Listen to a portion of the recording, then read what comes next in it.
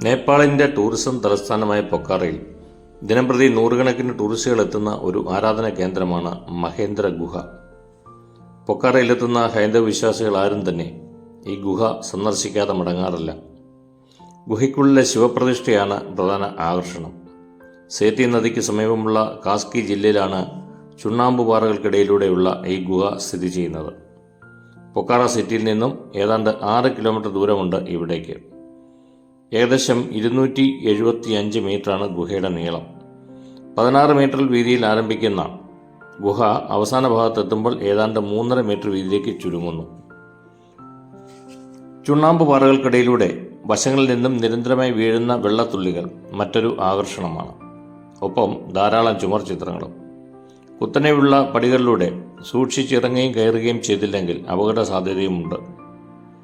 നേപ്പാൾ രാജാവായിരുന്ന മഹേന്ദ്ര ബിക്രം ഷാ ദേവിൻ്റെ പേരിലുള്ള ഗുഹയ്ക്കുള്ളിൽ ഒരു സിദ്ധി വിനായക ക്ഷേത്രവും കാണാം.